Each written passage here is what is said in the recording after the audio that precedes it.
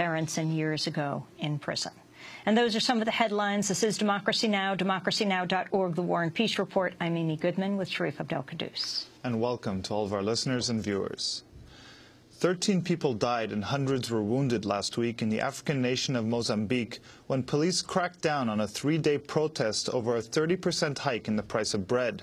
On Tuesday, the government of Mozambique announced it would reverse the bread price increase, but added it had been forced to increase prices because of the soaring price of wheat.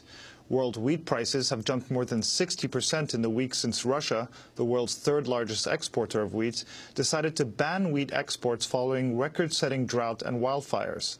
The United Nations Special Rapporteur on the Right to Food, Oliver de Schutter, warned that the riots in Mozambique should be a wake-up call for governments that have ignored food security problems since the global food crisis of 2008, when countries around the world saw angry protests in the streets of the rising prices of basic food items. The Food and Agriculture Organization, the FAO, has called for an emergency meeting later this month to discuss global food security. But on Tuesday, an official with the agency blamed the Mozambique riots on market turbulence, not a food crisis.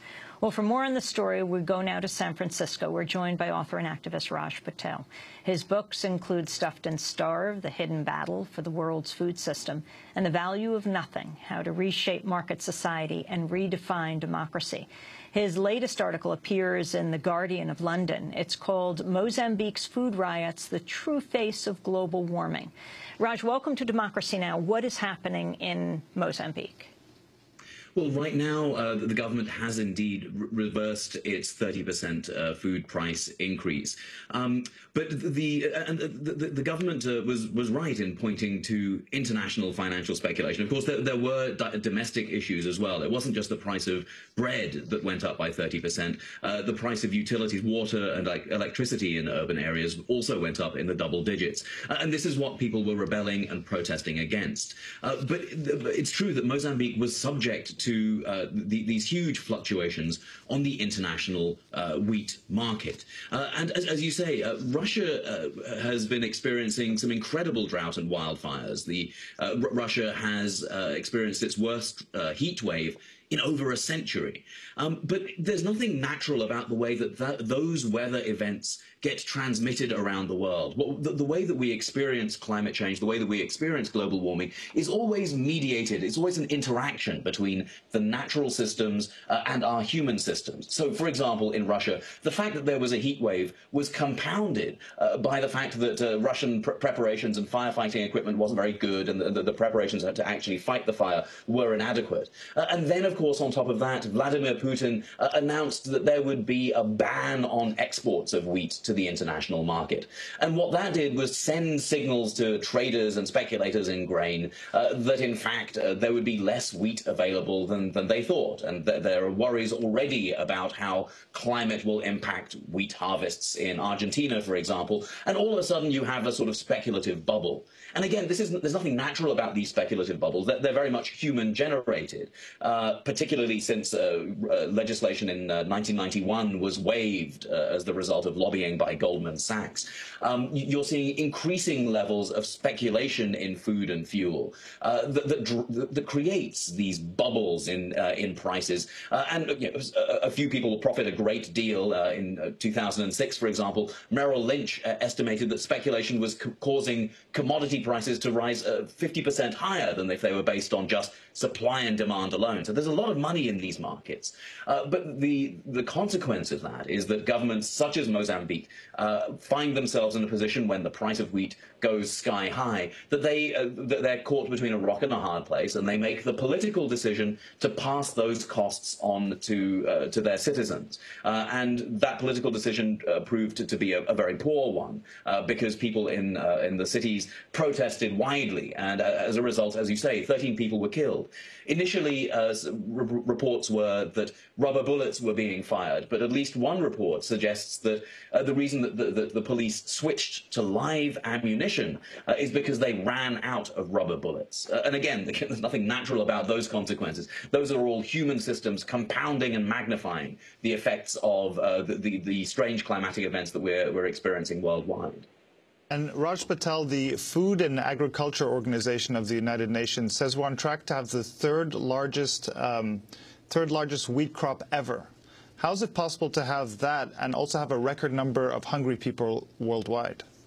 Well, I think this is the interesting point. I mean, there's a lot of questioning among the punditry about whether we are, in fact, back in 2008. If you cast your mind back, what we saw in 2007, 2008 were record rises in the price of food.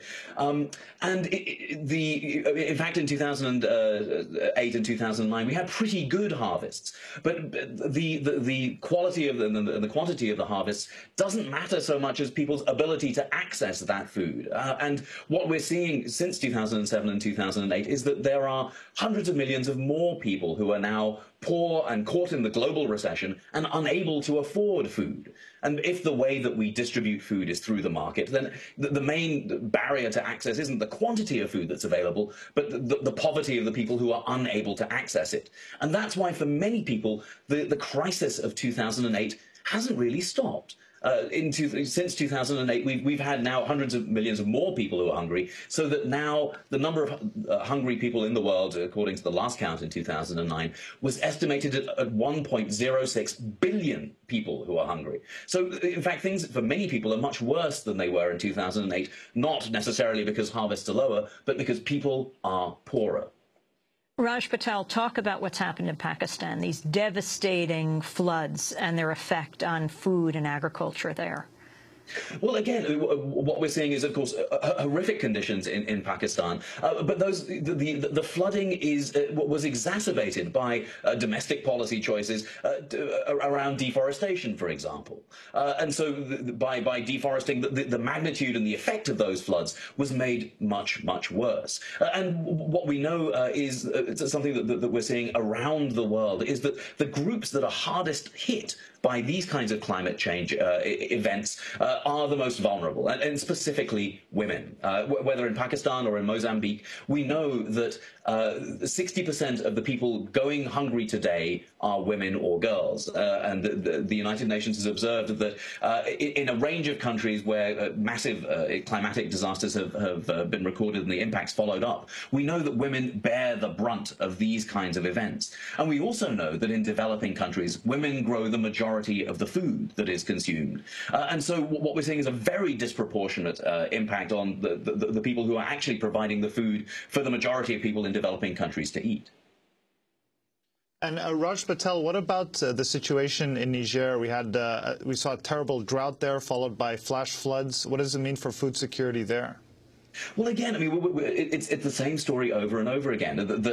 What we're seeing is we are seeing these sort of catastrophic floods that layer on top of a long history of underinvestment, a long history of bad development policies, poor governmental choices, and again, what we see is the natural cycles and the natural sort of shocks that we are seeing more and more of because of anthropogenic climate change, layering on top of human systems that are failing, that are decrepit in one way or another, and that pass and transmit these natural shocks into the very poorest communities in the world. And then, of course, by adding to those human systems things like speculation in grain, we make things much, much worse. Can you talk about the latest report, Raj Patel, from the World Bank on land grabs and this frightening trend of the consolidation of land being bought by foreign entities and countries just buying up agricultural land? Right. So one of these sort of human systems is involved in international development policy. I mean, one of the reasons why countries like Mozambique, for example, are so vulnerable to these international shocks is because their economies have been restructured to connect them very deeply to the international market. One of the policies that has been promoted by organizations like the World Bank has been the policy of land grabbing. Of course, the World Bank doesn't really call it land grabbing. It calls it global interest in farmland, because there isn't a nice way to describe the process whereby foreign investors will come up and buy huge swathes of land, promising great returns, but in fact delivering very little. And so this long-awaited World Bank report